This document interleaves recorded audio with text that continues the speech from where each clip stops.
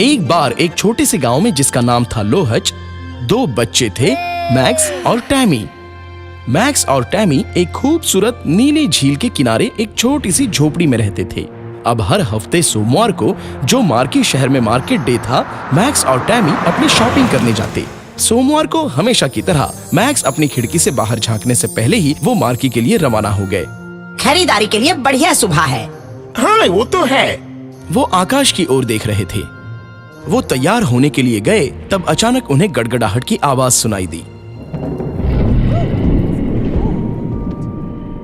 वो क्या है? मैक्स टैमी को संदिग्ध रूप से देख रहा था। ये निश्चित रूप से मेरा पेट नहीं है। तभी उन्हें फिर से गड़गड़ाहट की आवाज सुनाई दी। ये खिड़की के बाहर से आई है।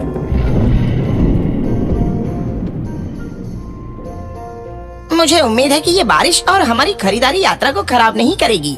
अरे नहीं, मुझे आशा है कि मैं इस यात्रा के लिए उत्सुक नहीं हूँ।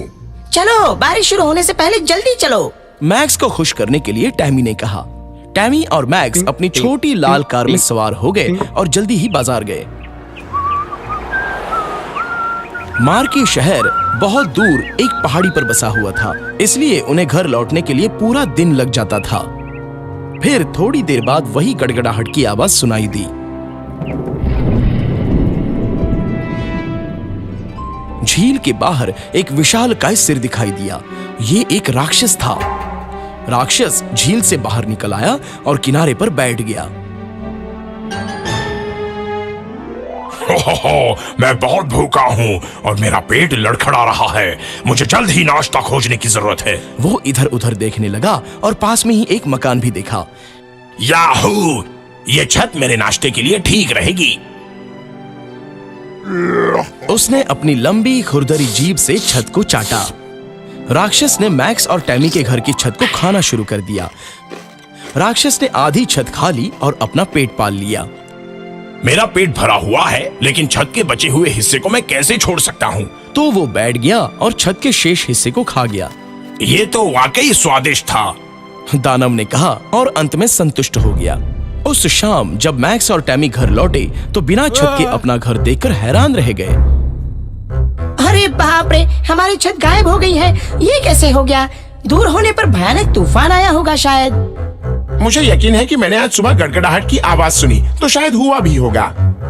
अब छत की मरम्मत शुरू करने के लिए बहुत देर हो चुकी है। चलो कल सुबह काम शुरू करते हैं। आंट मैरी के घर चले और अपने लिए एक तंबू ले लेते हैं, टैमी ने कहा।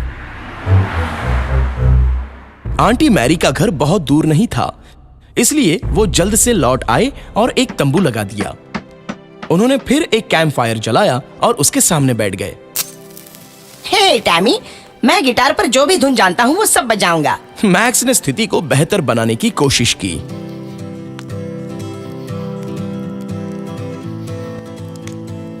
अरे ये बहुत अच्छा लग रहा है। टैमी ने ताली बजाकर और गाना गाकर मैक्स का साथ दिया। उन्होंने संगीत बजाया और कुछ समय के लिए गाना गाया, जब तक कि वो सो नहीं गए। अब झील के पास में राक्षस पूरी छत खाने के बाद पेट दर्द को लेकर संघर्ष कर रहा था। मेरे पेट में बहुत दर्द हो रहा है। मैं फिर कभी इतना खाना नहीं चाहूंगा, भले ही वो कितना ही स्वादिष्ट क्यों ना हो। राक्षस दर्द में रोने लगा। अगली सुबह मैक्स और टैमी ने छत को मोड़ना शुरू कर दिया। दोनों बच्चों को कड़ी मेहनत करते देख राक्षस को उनके लिए दुख हुआ। राक्षस ने तब मैक्स और टैमी की चुपके से मदद करने का फैसला किया। जब वो चाची मैरी के घर पर अपना दोपहर का भोजन करने गए तो राक्षस ने पूरी छत बनाना शुरू कर दिया। मैक्स और टैमी अपने घर की छत देखने के लिए घर लौट आए तो वो हैरान थे। और जब उन्होंने देखा कि उनके घर के दरवाजे पर एक पर्ची चिपकी हुई है, वो अचंभित हो गए। मुझे छत के लिए खेद है। आशा है कि आपको मेरा ये तरीका पसंद आया होगा। आपका मित्र। मैक्स और टैमी बहुत ही खुश थे। दयालु मित्र का स्वभाव देखकर वो अनुमान लगाते रहे कि ये कौन हो सकता है, लेकिन वो जान नहीं पाए। थोड़ी देर बाद उन्होंने एक बार फिर वही गड़गड़ाहट की आवाज सुनी।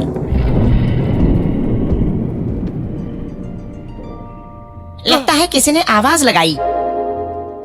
हाँ, आप सही हैं। यह फिर से राक्षस था, लेकिन इस बार वो खुशी से नाच रहा था। ये